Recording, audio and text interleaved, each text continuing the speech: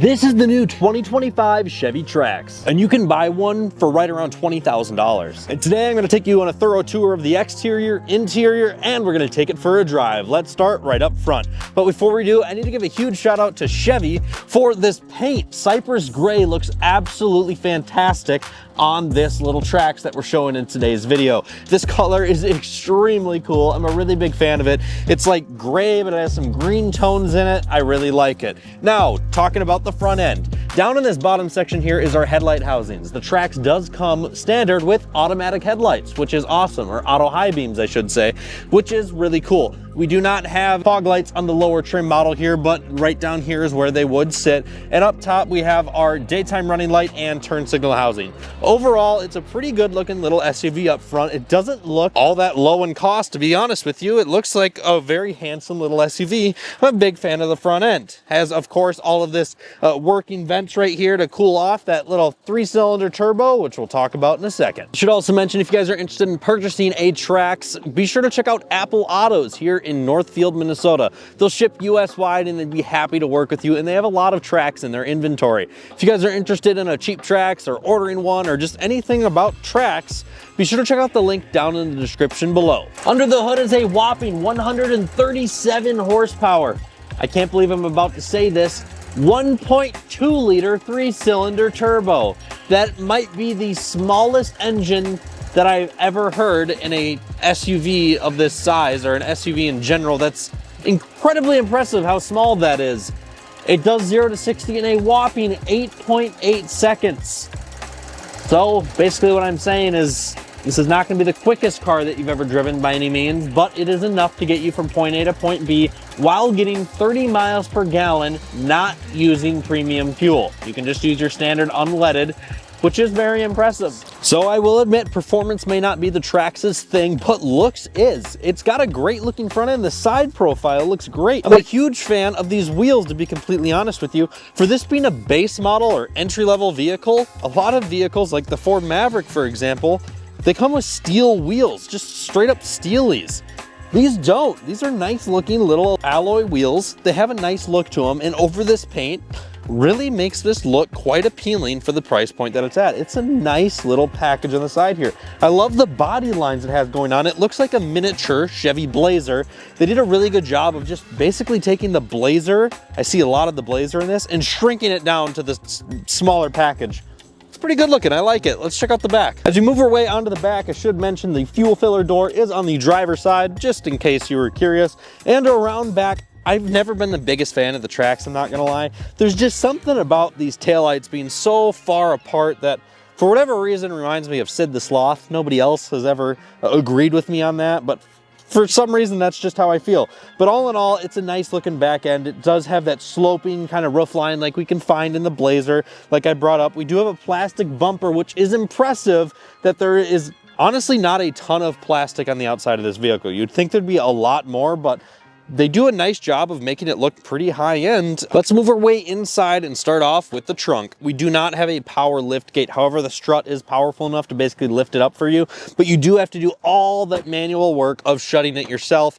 It's not too heavy and it's not too high up. I'm about 5'11", and it's, I'd say it's probably about 6'5". So if you can reach up to 6'5", you can shut this tailgate quite easily. On the inside of this thing, we do have a dummy spare tire under this little cubby here, so no additional storage under there. I mean, I guess you could put stuff around it, but ultimately that's not, of course, what it's made for. Little cubby off to the side, which adds some additional space. Both seats do fold down, and there is an impressive amount of trunk space in here. Even with the seats not folded down, you could easily fit, I'd say, 2.5 suitcases, 2 large suitcases, and a bag in the front.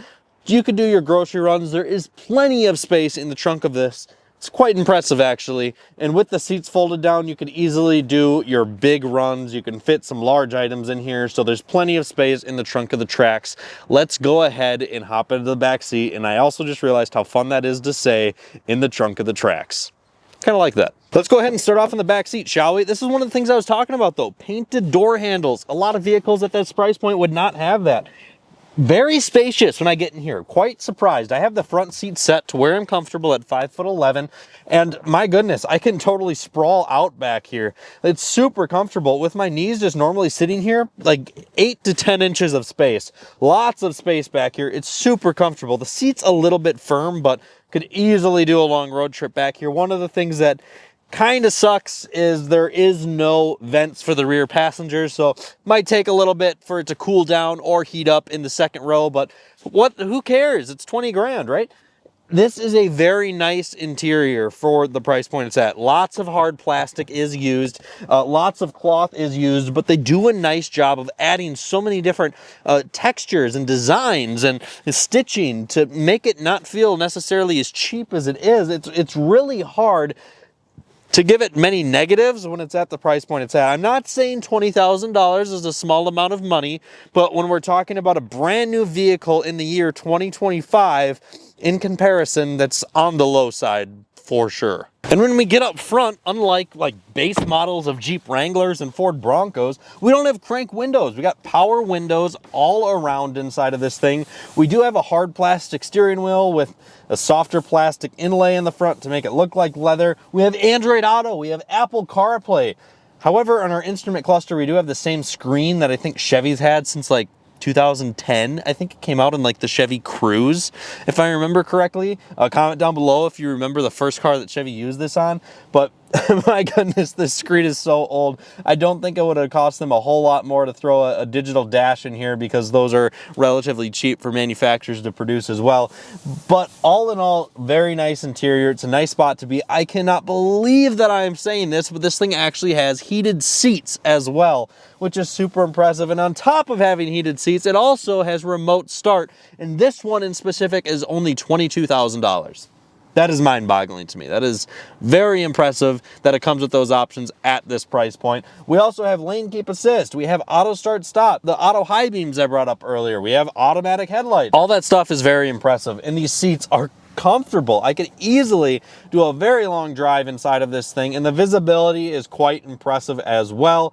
It's got all the tech that you need in a modern car. It's comfortable. It gets 30 miles to the gallon. Honestly, what more do you need to get from point A to point B? With the interior and the exterior set aside, let's take this thing for a drive. Behind the wheel of the Chevy Trax. Now, this little 3-cylinder definitely is not very quiet. You do have quite a bit of cabin noise with the 3-cylinder that is powering this little Trax.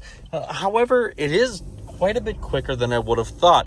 It does have a lot of get up. It feels like you can get up to traffic speed just fine. The only thing is, it is probably one of the slowest transmissions in a modern car that I have ever experienced. The shift times are incredibly slow. It's quite impressive, actually, how slow it is for being a new vehicle. Just watch this here for a second. One of the other things I feel necessary to bring up, just to get the negatives out of the way, is how aggressive the auto start stop feature feels. Of course, you can't shut that off with the button located on the center console, but when we do come to a full stop here, it just shakes the whole car quite violently when it does shut off, and it does the same when it turns itself back on. So definitely not as smooth as I've seen other manufacturers implement it, or not even other manufacturers, but other powertrains available from GM implement this feature. It's just pretty aggressive here on the Trax. Now to the positives, the overall view outside of the Trax is fantastic. It is super easy to see everything around you. The windshield is massive. The visibility out of the sides of the mirrors is amazing. I can see everything around me. The rear view mirror, everything is really great. It's easy to get comfortable inside of here. I do thoroughly enjoy being behind the wheel of the Trax when it comes to a visibility perspective. I'm going to go ahead and floor it here so we can see what the Trax has for power. Going about 38 miles an hour. Floored. It's definitely enough to get up and around traffic. It's nothing that'll knock your socks off by any means whatsoever, but this is a commuter car. It's made to get from point A to point B comfortably, reliably, and it very much so will do that.